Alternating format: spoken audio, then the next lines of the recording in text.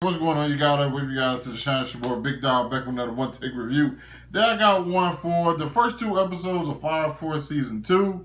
I just got through watching the panel, the Funimation panel at Funimation Con. I enjoyed it quite a bit. They just got a lot of the voice actors talking about like their favorite experiences when like recording and like just a lot of cool stuff. You guys should, maybe they might have it up and you guys go check it out. I'm pretty sure Funimation are probably gonna end up posting a lot of these panels on their YouTube channel. But with this, we got to watch the first two episodes of Fire Force, and they are dubbed. I watch Fire Force dubbed. I watch dubbed. I'm a dub guy. Yes, I am. I know. I know there are some people who are ready to hit the thumbs down and everything, but just chill. Nonetheless, I thought the episodes were really good, really entertaining. The first episode was really basically kind of like a filler, but I kind of look at it more just like, hey, get back into the swing of things, reintroduce you to characters and like the traits that they have. It seemed just like on a mission and everything. And it was also pretty funny because we had the first one, they had the huge inferno that they're fighting. And everybody gets to like showcase their skills, and once again it goes over every character and what their abilities are. And then we have the end, or toward the second half of the episode, is where we have them discussing a calendar, a Fire Force calendar, in which they pose nude. The dudes pose nude, which I just felt like was just like a funny part of the episode. Not only that, the stuff with Lieutenant Hanawa, and I keep forgetting his name, the Lieutenant Company 8, where he, the clothes he was wearing and like he never paid attention to was hilarious. I thought that was super funny. Really enjoyed the first episode. I'm not gonna lie, I was kind of like, okay, I hope both episodes don't be like this. One of you gotta let me get like into like the story of what's going on. And the second episode definitely doesn't disappoint on that part, because we go into, Shinra goes to Company 4 to talk about the Dolaverse. Company 4 is also where the academy is here.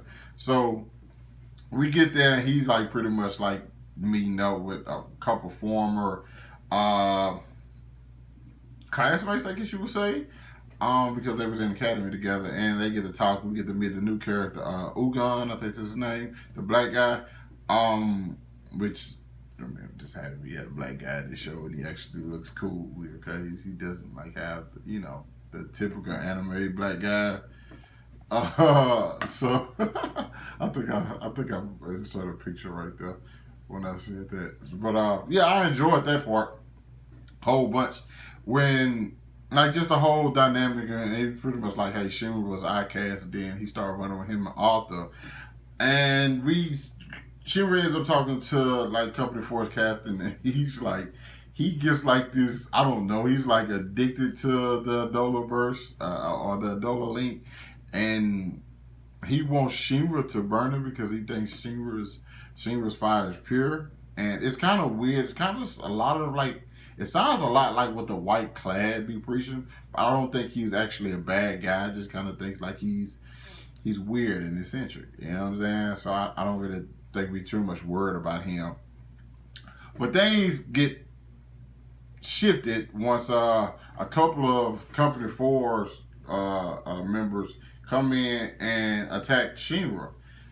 Now, and you're at first you thinking like, what's going on with these guys? Like, is it that serious? Like, is they that mad about Shinra talking noise to him earlier? I'm like, okay, this seems kind of strange. I don't think it was that serious, especially for them to like attack him in front of the captain. You know, I see if they was like in the bathroom stall and some high school type stuff, yeah.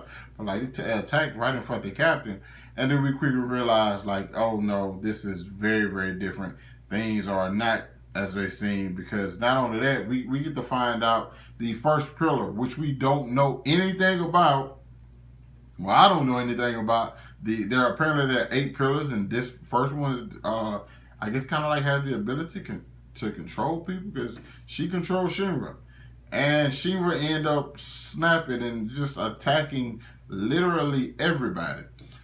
until the night showed up.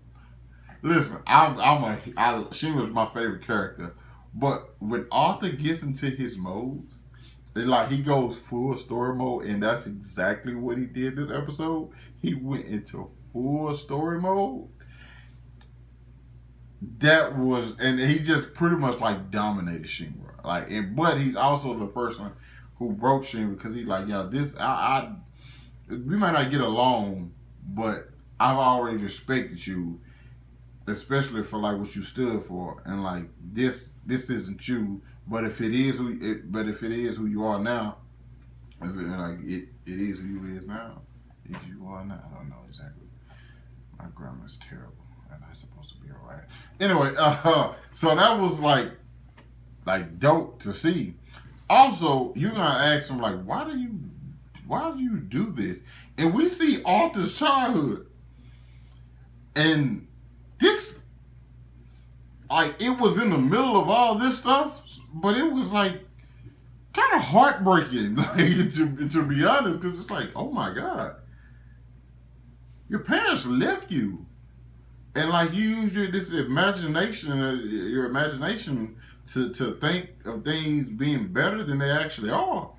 Like he said, "Oh yeah, I'm the captain. I mean, I'm the head knight now. I'm the knight that has to protect the castle." But it's like, dude, your parents walked out on you. I guess that's easier than hearkening on that. And I think that's one thing about his character, because if he actually faces it, it won't be as good. You know, maybe he won't reach those levels that he hit, because he turns into a completely different person, and his strengths increase. And we've seen it, like, I think last season we saw this. Like, when he gets deep up in the character, like, he clearly gets a boost. But it's kind of like a mental thing. He don't just tap into it whenever he wants to. It's just like, hey, when he's like in character. So it was weird, but nonetheless, he ended up helping Shinra break out, and now I'm gonna have to find out who the 8 pillars are. The White Clouds they're watching. We also find out, of course, well, I think if you've seen the trailer, that you know that there's another one about to be born, and it's gonna see who's gonna get to him first, the White Cloud or the Fire Force. So super excited for this. This was one of my favorite animes last year, and I'm happy that it's already back, because I kind of feel like, I don't remember exactly when it was going on or when the last episode was, but I kind of feel like he had a pretty decent turnaround. You know, it didn't take super long, so, and it take over a year, so I'm pretty excited, and I can't wait to see what season 2 holds. But you guys let me know what you thought about these first 2 episodes down in the comments. Hit that like button, subscribe to my channel. Thanks for watching the video. Hope you guys staying safe, and I'll catch up with you guys later. Peace.